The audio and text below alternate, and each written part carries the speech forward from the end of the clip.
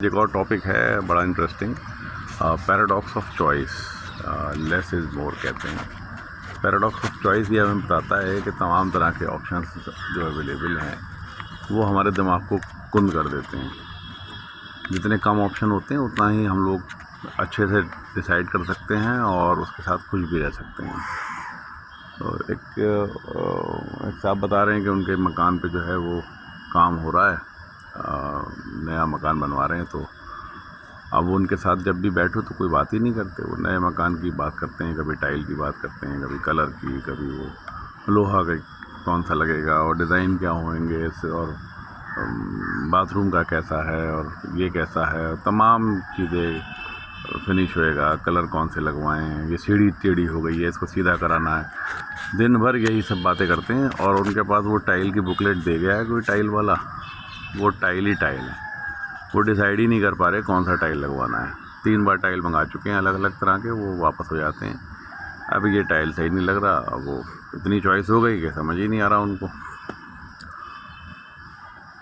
अच्छा, यहाँ जो आजकल दुकानें हैं, ग्रोसरी स्टोर, जो लोकल मॉल्स हैं या शॉपिंग स्टोर्स हैं, वहाँ पे हम देख रहे हैं कि 50 तरह का तो दही रखा हुआ है, 60 तरह के जो है क्लीनिंग के प्रोडक्ट्स हैं, कपड़े धोने के, बर्तन धोने के।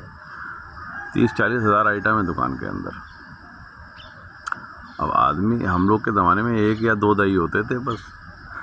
एक मिट्टी दही बनानी पड़ती थी, एक सफ़ेद दही मिल जाती थी, एक वो दही आती थी सेपरेटे वाली। ऑप्शन ही कोई नहीं था, उसी में अपना खुश थे हम लोग, काफ़ी था। मोबाइल फ़ोन का ज़माने में देखो आप, फ़ोन के अंदर कितनी चॉइसेस हैं। हमारे ज़माने में एक ही फ़ोन होता था, काला वाला, वही रखा हुआ है, उसी से आ रहा है। उसमें और कुछ काम भी नहीं होता था, बस फ़ोन आता था, फ़ोन जाता था, कुछ और उसके अंदर झिंग पोंग भी नहीं होता था। बस खाली वो नंबर घुमाने के लिए एक गोल गोल सा वो है डायल, उस पर आप नंबर डायल कर लीजिए अपना घुमा के। तो ये सारे जो एक तरह से बाढ़ आई हुई है, और किसी भी चीज़ की, किसी दुकान में चले जाओ, मोबाइल ख़रीदने चले जाओ तो तमाम कलर, डिज़ाइन, ब्रांड, उसके अंदर इतने सारे ऑप्शंस, उसमें इतने सारे मॉडल, हर मॉडल के अंदर दुनिया जहान की कहानियाँ। वो जो है इतना कंफ्यूज कर देते हैं कि आदमी अक्सर जो है कुछ गलत ही उठा लाता है। खैर, वो हमारी जो तरक्की है, उस तरक्की का एक तरह का वो बन गया है वो, जिसे कहना चाहिए कि तरक्की नापने का एक ज़रिया कि हम कितना तरक्की कर गए हैं। हम लोगों के पास देखो कितनी चॉइस आ गई है।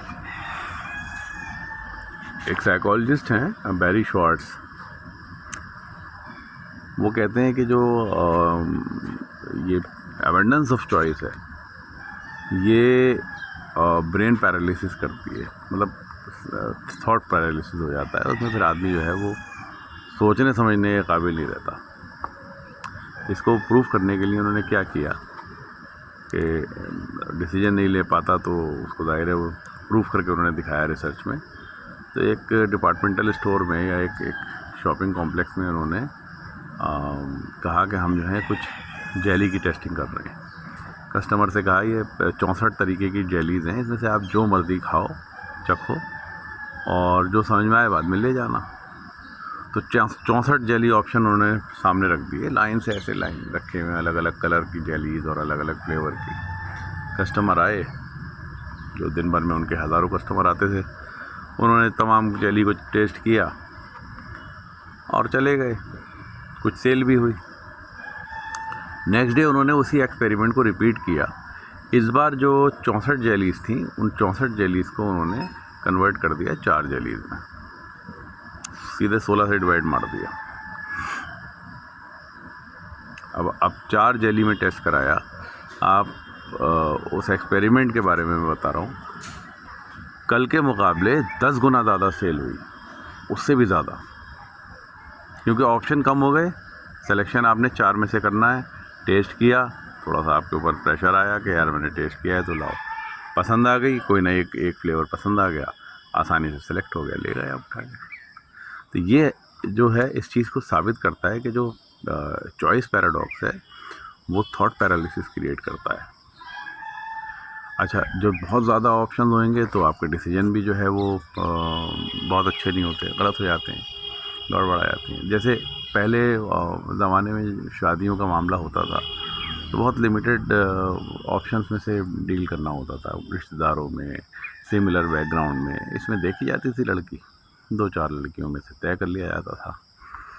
अब सोशल मीडिया का ज़माना है, इंटरनेट है, डेटिंग ऐप्स हैं, तमाम चीज़ें हैं, उसमें क्या ऑप्शंस इतने हैं कि आप अंदाज़ा नहीं लगा सकते। अब उसमें होता क्या है कि जब अ, इतने ज़्यादा ऑप्शन हो जाते हैं तो जो मोस्ट ऑब्वियस ऑप्शंस हैं वो आपके ज़हन से निकल जाते हैं और आप फोकस करते हो, आपका दिमाग फोकस करता है सिर्फ फिज़िकल अट्रैक्टिवनेस के ऊपर।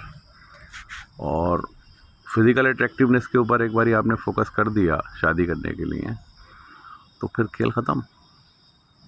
अब आपके पास जो बाकी एट्रीब्यूट्स हैं किसी इंसान की पर्सनैलिटी के, वो तो फिर इग्नोर ही कर दिए ना आपने। तो उसका तो कुछ हो ही नहीं सकता। उससे जो डिसकंटेंट होता है, उससे जो जो सोसाइटी में डिफ़िकल्टीज़ हो रही हैं वो हम सबके सामने हैं ही। तो कहने का मतलब ये है कि बहुत ज़्यादा चॉइस जो है वो कोई तरक्की की वो नहीं है। अगर सोसाइटी को लगता है कि इससे तरक्की हो भी रही है तो एटलीस्ट जो रैशनल सोचने वाले लोग हैं उनको ये मालूम होना चाहिए कि ये चॉइसेस जो है वो एक पैराडॉक्स क्रिएट कर रही है। लिहाजा मेरे को अगर कुछ चाहिए तो मुझे बहुत ही स्पेसिफाई करना पड़ेगा with in a small range कि मुझे ये चाहिए।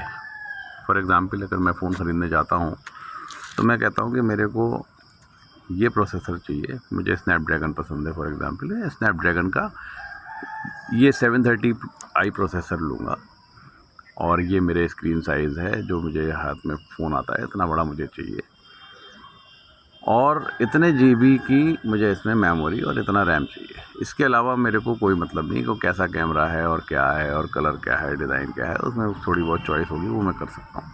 तब तो मैं बेहतर फ़ोन ले पाऊँगा या बेहतर लैपटॉप या कोई भी चीज़। और अगर मैं जाके अरे यार वहीं जाके डिसाइड करेंगे तो फिर तो वो जो मार्केटर होगा, जो अच्छा सेल्समैन होगा, उसको जो टिकाना होगा वो टिका देगा आपको। मैसेज समझ में आया हो तो कमेंट करके बताइएगा। शुक्रिया।